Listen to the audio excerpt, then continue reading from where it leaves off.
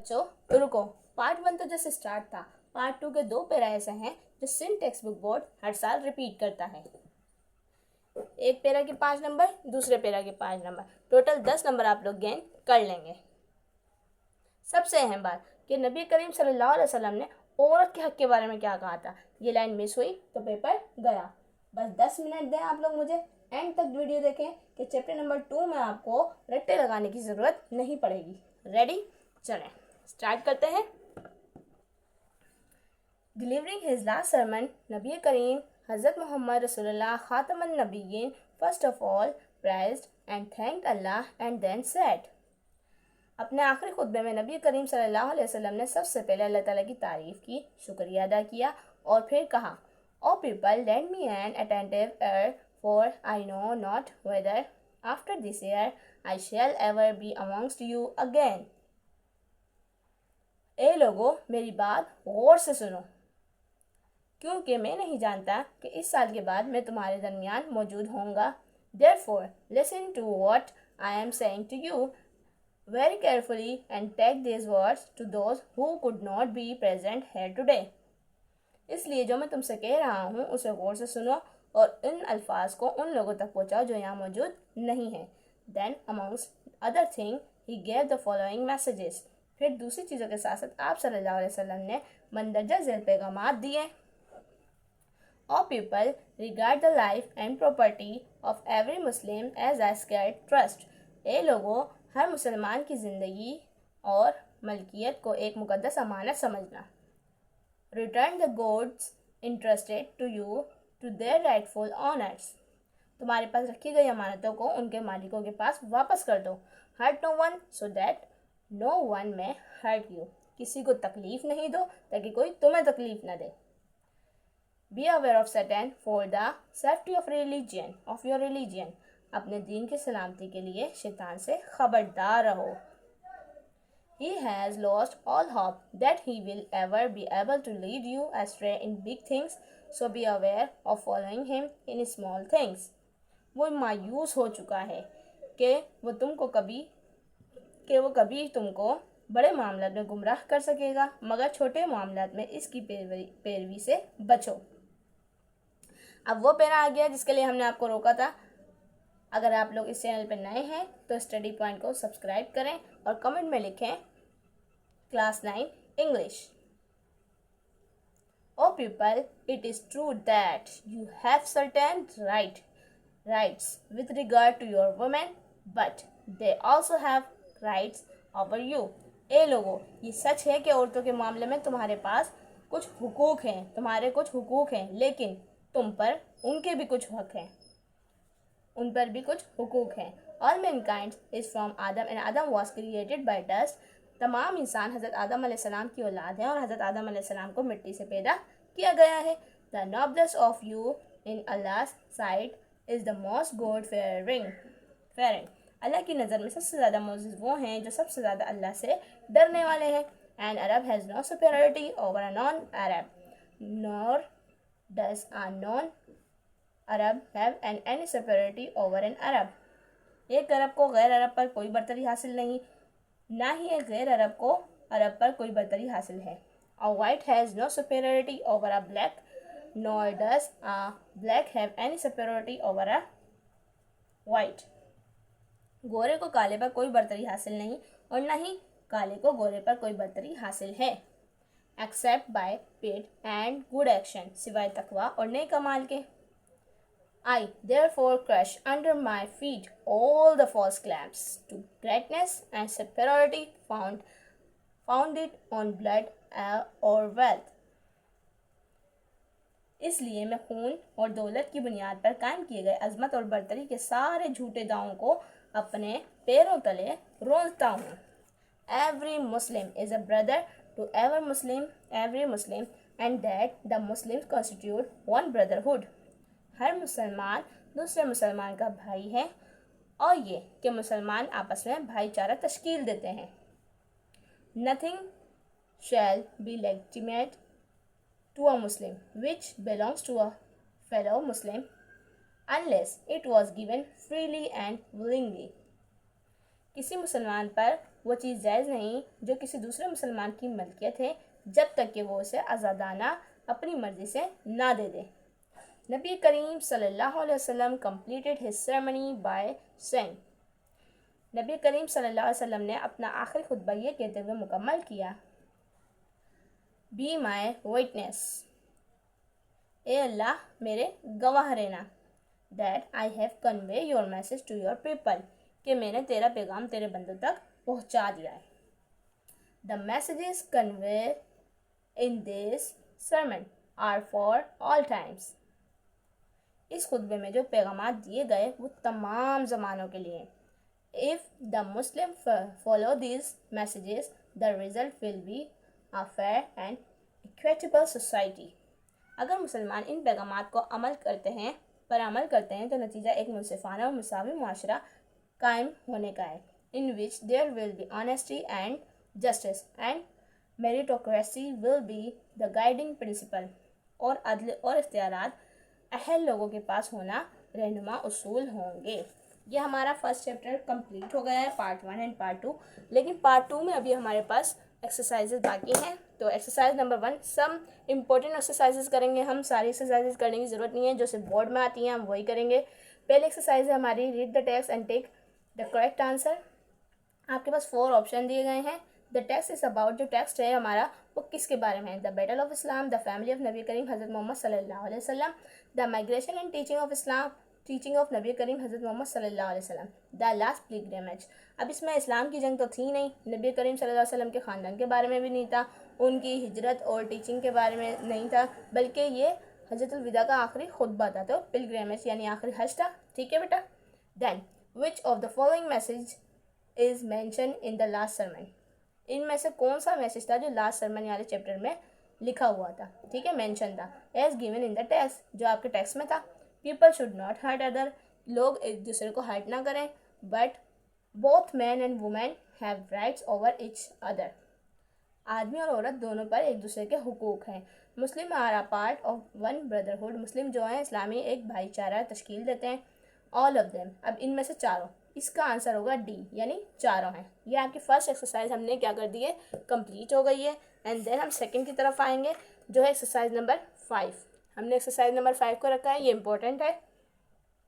इसमें आपको ये पूरा दिया गया है स्टेटमेंट, और राइट और रॉन्ग बताया गया है, जैसे आप लोग छोटी क्लासेस में ट्रू एंड फॉल्स करते थे वैसा ही है।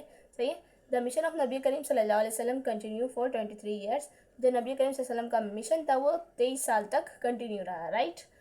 All the Quraysh refuse to accept Islam, Quraysh के तमाम लोगों ने इस्लाम कबूल करने से इनकार कर दिया। रॉन्ग आएगा। The city of Yathrib was less than 320 miles away from Mecca, जो यथरब जो था वो शहर से 320 किलोमीटर के फासले पर, यानी इससे कम फासले पर था, तो ये सही है। ठीक है। नबी करीम सल्लल्लाहु अलैहि वसल्लम decided to build a mosque at the place outside Yathrib before entering the city, नबी करीम सल्लल्लाहु अलैहि वसल्लम ने शहर में दाखिल होने से पहले एक मस्जिद बनाने का कहा था, यानी मस्जिद बनाई थी, वो सही है। Today Yathrib is called the मदीनतुन नबी, आजकल यथरब को मदीनतुन नबी कहा जाता है, गलत है ये। The people of Medina agreed that नबी करीम सल्लल्लाहु अलैहि वसल्लम सेटल देयर डिस्प्यूट, जो मदीना के लोग थे उन लोगों ने मान लिया था कि हर तनाज़ा नबी करीम सल्लल्लाहु अलैहि वसल्लम हल करेंगे। ठीक है। नबी करीम सल्लल्लाहु अलैहि वसल्लम address such a large gathering of Muslim for the last time at Arafat, नबी करीम सल्लल्लाहु अलैहि वसल्लम की जो आखिरी गैदरिंग थी मुसलमानों की वो अराफात पे थी। ठीक है।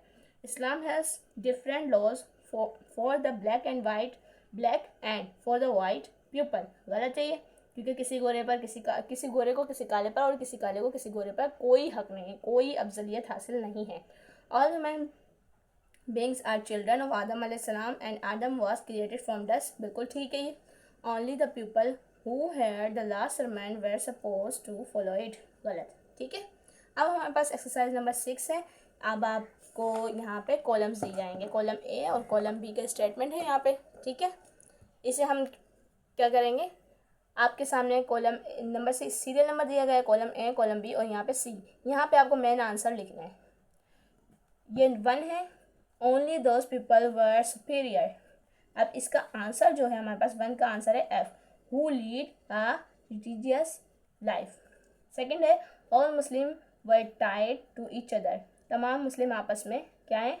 अब इसको दूसरे को देखेंगे, जी से, in the bond of brotherhood, यानी भाईचारे में बने हुए हैं। इसका आंसर है 2G, 2 को जी से, सही। उसके बाद 3 है हमारे पास, the only thing that made 1% better than other.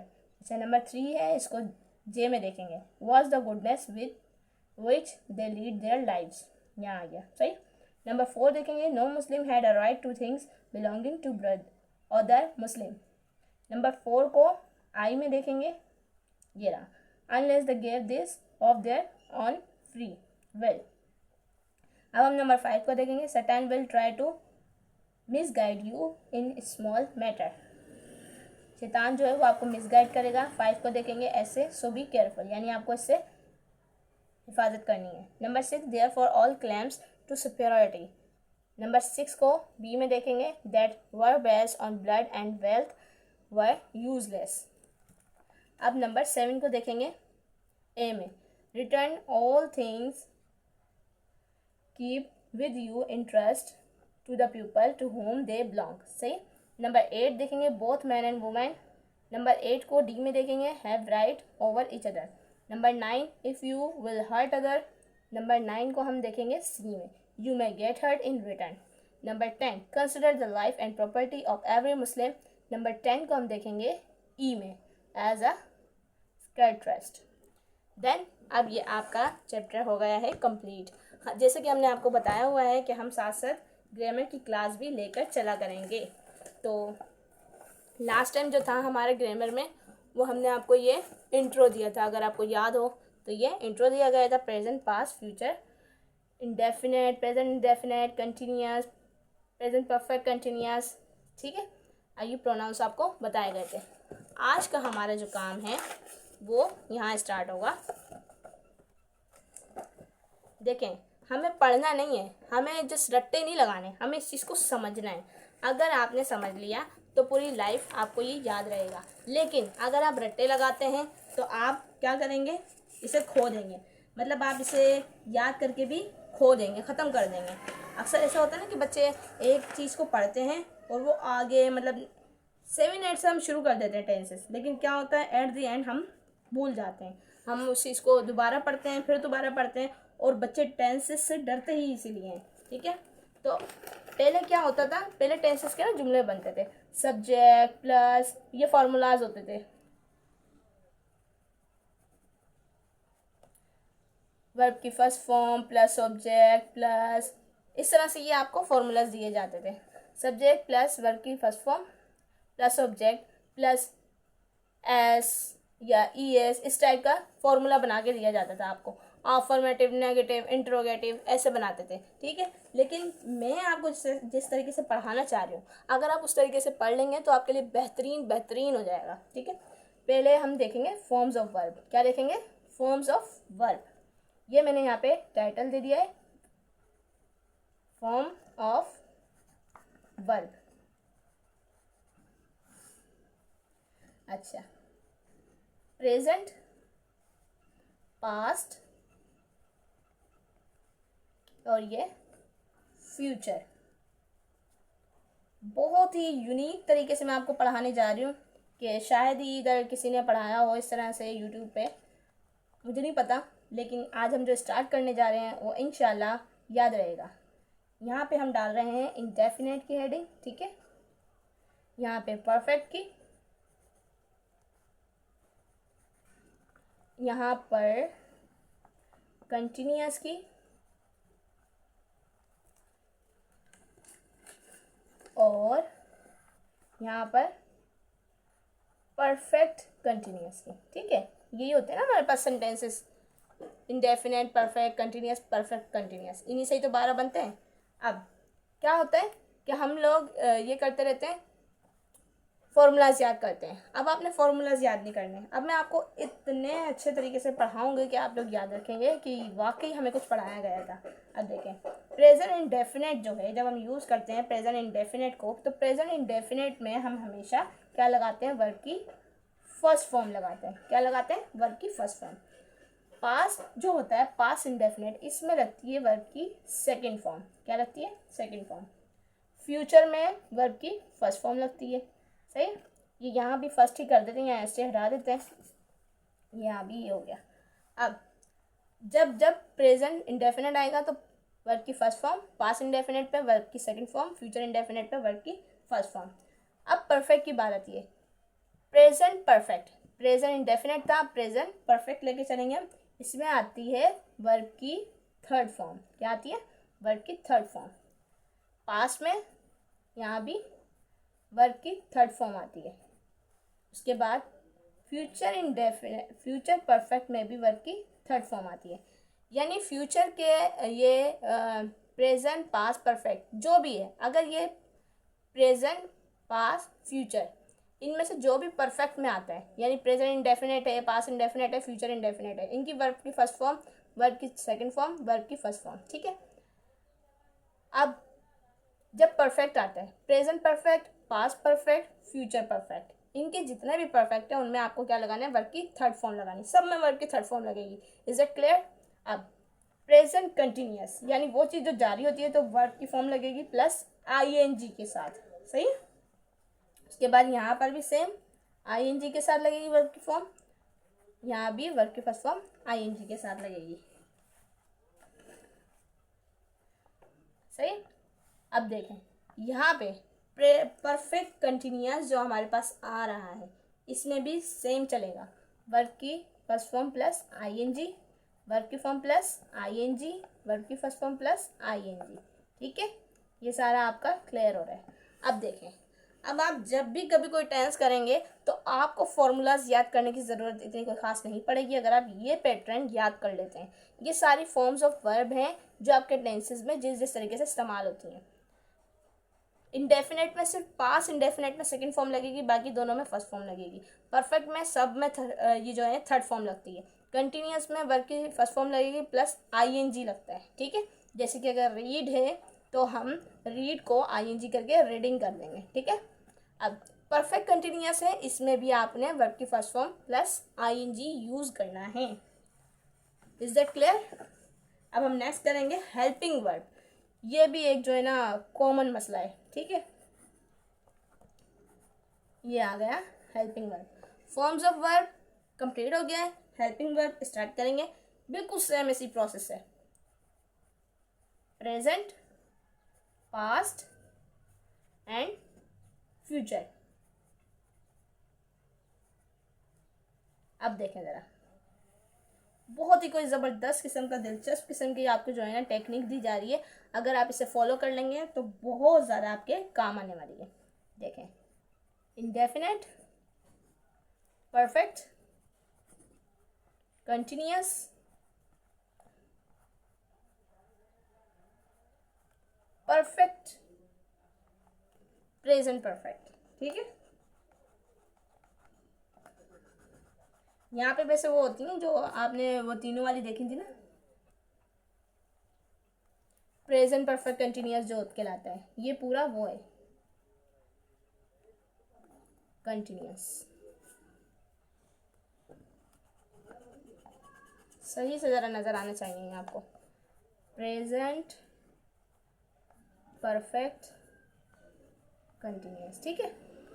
अब ये हो गया। अब प्रेजेंट इंडेफिनेट में आप हेल्पिंग वर्ब जो है वो डू या फिर क्या लगाते हैं? डस। के बाद परफेक्ट में हैव लगाते हैं और हैज़ लगाते हैं। कंटिन्यूअस में इज, एम या फिर आर आता है। उसके बाद हैज़ बीन या हैव बीन आता है। इधर ये बहुत ज़्यादा छोटा पड़ रहा है तो हम यहाँ लिख रहे हैं हैज़ बीन, और यहाँ पे खाली हैव लिख रहे हैं तो आप समझ जाए हैव बीन। ठीक है।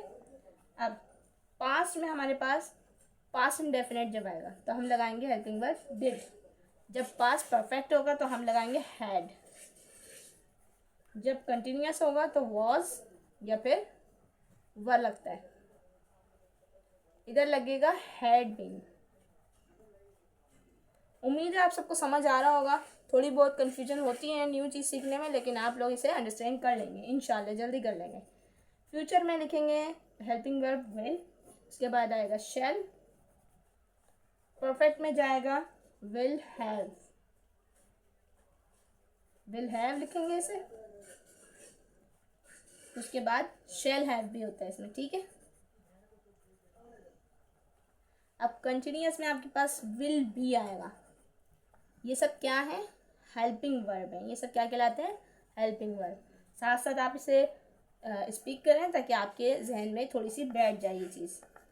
अब जो present perfect continuous, past perfect continuous, future perfect continuous, जब ये इस तरह के सेंटेंसेस आते हैं हमारे पास तो हम लिखते हैं will have been, shall have been, ठीक है, बीन। ये आपका हो गया ग्रामर का। आज की हमारी ग्रामर की क्लास थी, ठीक है। उम्मीद है आप लोग ये सब बहुत ही अच्छे से कर लेंगे और इसे याद करें, इसकी प्रैक्टिस करें। और अगर आपको ग्रामर की अगली क्लास भी बहुत ही ज़्यादा इंटरेस्टिंग चाहिए तो आप मुझे कमेंट करके बताएंगे कि ग्रामर आपको ज़्यादा अच्छी लगी या फिर आपको द लास्ट सरमन की ट्रांसलेशन और उसकी अंडरस्टैंडिंग ज़्यादा अच्छी लगी। लेकिन ग्रामर इज़ मोस्ट इम्पॉर्टेंट, ठीक है ना। अगर आपने इंग्लिश का पेपर क्लियर करना है तो आपको ग्रामर साथ लेके चलनी पड़ेगी। और जितना हो सके न्यू स्टूडेंट्स को बताएं कि हमारा जो पेज है, ये जो हमारा चैनल है स्टडी पॉइंट, ये हमें बहुत अच्छे से गाइड कर रहा है, ठीक है। अल्लाह हाफिज़।